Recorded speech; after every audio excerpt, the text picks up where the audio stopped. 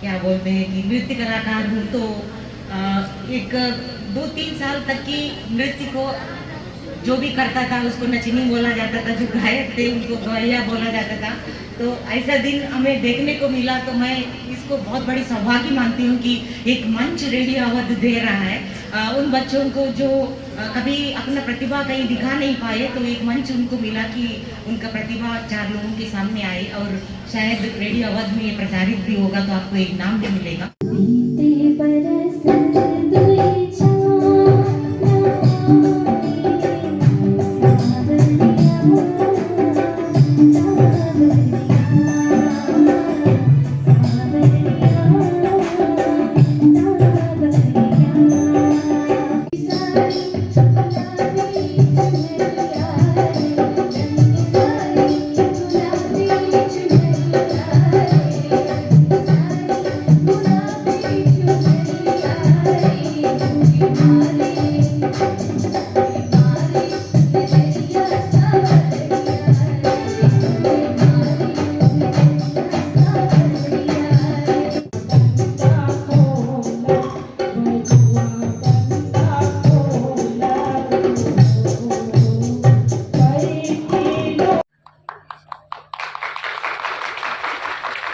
Police का काम है पब्लिक को खुश करना, पब्लिक जंग में वो लोग जीते। इसके बाद इसी तरह से बना रहे। कम मत आंकना, पड़ोसी को मत देखना कि हाँ उनके पास क्या है, उन किस व्यवस्था में है। व्यवस्था का रोना रोने की जरूरत नहीं है। आपको अपने ऊपर विश्वास करके और जब चाहोगे वो पाओगे। ठीक है, विपरीत परिस्थिति भी कभी कभी हथियार बनती है।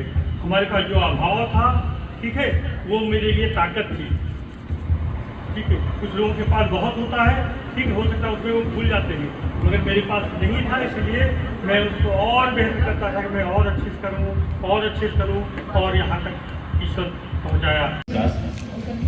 मैं सबसे पहले उन लोगों को धन्यवाद देना चाहता हूँ जिन लोगों ने एड़ी से चोटी का जोड़ लगा दिया इस कोरोना में रेडियो लाने के लिए। माननीय जानकी शरण देवेंद्र जी, वर्षा मैडम, इन लोगों ने तो ऐसा प्रण किया था कि अब कुछ भी हो जाए रेडियो अब गोंडा में आएगा ही आएगा। 1-2 बार इन लोगों से हमारी बातें हुई, मैंने कहा यार इतना तो आदमी अपने बहुत बड़े लक्ष्य के लिए भी नहीं मेहनत करता जितना इन लोगों ने लग के किया। तो मैं बहुत बहुत धन्यवाद और आभार देना चाहता हूँ इन लोगों का, किस शहर में इन लोगों ने रेडियो लाया।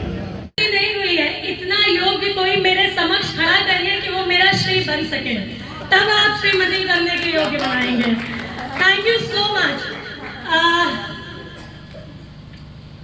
Immense pride, pleasure and gratitude to each and everyone seated here, especially the first and the second row. Why do I say this? ये मैं क्यों कह रही हूँ? वजह आप सबको उपलब्धियां हम किसी मोमेंटो, किसी शॉल या किसी कार्यक्रम में मंच देके नहीं कर सकते। आप लोग अपनी जगह पे बहुत ही ज्यादा पहुंचे हुए लोग हैं। I feel very very happy, I feel very privileged कि कुछ ना होते हुए भी जब आप जैसे लोग सहयोग के लिए आगे आते हैं, हमें कभी फियर नहीं होता कि हम आपको किस प्रोग्राम में इनवाइट कर रहे हैं।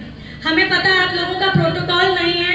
आप लोग को अगर हम कहेंगे कि 10 भी बच्चे हैं और उनको आपको प्रोत्साहित करना है, बिकॉज आप लोग वो हैं जिन्होंने लाइफ में बहुत कुछ अचीव किया है। आई नो आप लोग अपना सारा समय निकाल के यहाँ आएंगे, so thank you so much from all my heart. I was told to call a celebrity, तो पहले हमने सोचा सुष्मिता सेन को बुला लें, फिर हमें रियलाइज हुआ कि हमें तो अपनी सुष्मिता सेन मिल गई है, so we already have one in the house. ये इसलिए था क्योंकि हमने थोड़ा सा ये लोकगीत, हनुमान चालीसा, कीर्तन, भजन को ग्लोरीफाई और ग्लैमरस करना था। सो थैंक यू अनीता के लिए कि गोंडा में एक ऐसी चीज उपलब्ध हो गया। और जो प्रतिभागी यहाँ पे थे, जो नहीं जीते, जो जीते, सबके लिए मैं ये कहना चाहूंगी कि पार्टिसिपेशन इज इम्पोर्टेंट। आप जीते या ना जीते उससे कोई मतलब नहीं है, कम से कम आपके अंदर इतना टैलेंट था, आपके अंदर इतना हिम्मत थी कि आप आकर के यहाँ पे कुछ प्रस्तुत किए, तो उसके लिए मैं आपको शाबाशी देती हूँ। दूसरी चीज़, मैं आज के गोंडा को देख करके बहुत खुश हूँ कि इतने सारे चीज़ें हो भी रहे हैं। और जब मैं शुरुआत में जब आई थी, मैं भी एक क्या बोलते हैं कि नृत्य कलाकार हूँ, तो एक 2-3 साल तक की नृत्य को जो भी करता था उसको नचनी बोला जाता था, जो गायक थे उनको गवैया बोला जाता था। तो ऐसा दिन हमें देखने को मिला, तो मैं इसको बहुत बड़ी सौभाग्य मानती हूँ कि एक मंच रेडियो अवध दे रहा है उन बच्चों को जो कभी अपना प्रतिभा कहीं दिखा नहीं पाए, तो एक मंच उनको मिला कि उनका प्रतिभा 4 लोगों के सामने आए। और शायद रेडियो अवध में ये प्रसारित भी होगा, तो आपको एक नाम भी मिलेगा।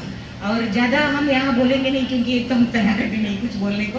तो और दूसरी चीज़, आप लोग इतना ऑलरेडी मतलब थक चुके होंगे सुबह से देख देख के, तो आप सबको बहुत बहुत बधाई, जो जीते और जो हारे सबको। और सबसे बड़ा बधाई रेडियो अवध को, जो गोंडा जैसे शहर में आपने इतना बड़ा उपलब्धि कराया।